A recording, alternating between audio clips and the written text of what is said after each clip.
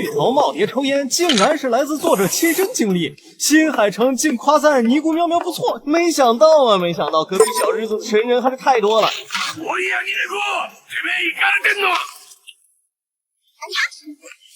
家賃は来週でいいはずにゃ。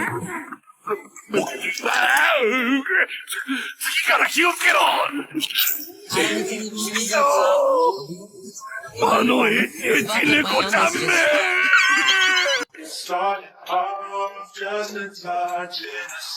原本以为答辩是结束，没想到是开始。首先，这个作者荒井小豆是个老烟枪。根据采访中透露，他之前抽烟的烟头能堆成一座小山。之前也画漫画，但都被拒了，然后就心情不好，而心情一不好就想抽烟，结果导致烟瘾越来越大。后来为了攒烟钱，就打零工。尼姑喵喵中的很多事儿其实都是作者的真实经历。后来呢，小豆痛定思痛，找了个正经班上，还戒掉了烟。但漫画这摊子他没放下，创作出了尼姑喵喵，把寿娘和自己的抽烟事迹缝合到了一起，合着跟房东一样是个 free 控。随着漫画的爆火呢，又吸引来了两位跟他一块创作的人，也不知道是因为这俩人抽烟，还是漫画中的绿头耄耋抽烟，小豆又抽上了。更离谱的是，在接受采访的时候，这哥们手里还夹着呢，有点过于离谱了啊！而最近主播刷视频有不少说这是戒烟番的，把烟鬼的恶臭一面展现的淋漓尽致。但我还是更相信评论区的一句话，那就是不抽烟的人看完会更加坚定不抽烟，但抽烟的人看完可能没有什么波澜。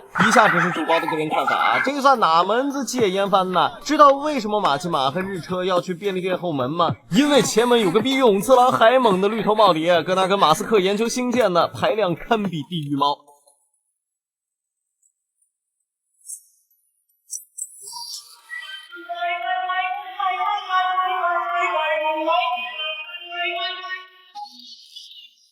这会带给人一种错觉，抽烟很爽，而且通篇绿头耄耋烟不离手。最离谱的是第二集巨人飞上了叶子，真是没谁了。合着这也是作者的亲身经历吗？这里也不过多评价了哈，毕竟小日子那边比较超前。至于新海诚为什么说这部作品有趣，一来可能是因为笑点，二来可能是因为猫娘和烟名的设计。具体是什么，那得问他本人了。最后要吐槽的点就是，居然还有人在洗那个药猫注射的是狂犬疫苗，不是违禁品。人家那估计是让动漫过审，而且漫画中早有交代，他进去过，染上过违禁品。主包最不能理解的就是，明明第二集他在飞叶子，绿头耄耋也想抽，虽然药猫尽力拒绝了，但还是带对方抽了。这难道不是害了自己的前辈吗？先輩、違うっす。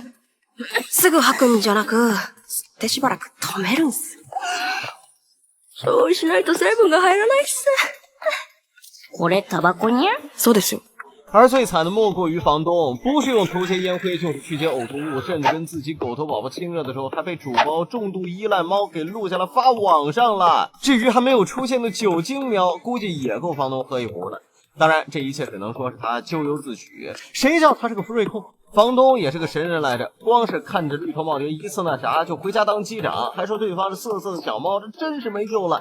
这部番怎么说呢？大部分人看完会生理不适，毕竟有些搞笑的地方实在太没下限了。二就是烟酒毒都有了，确实不适合小孩子去看了。但是为什么经费这么爆炸呀？可能是小日子那边就喜欢这种吧，不够猎奇是真不带火的呀。OK， 以上仅仅是个人观点，毕竟每个人都有每个人自己的看法，仁者见仁，智者见智吧。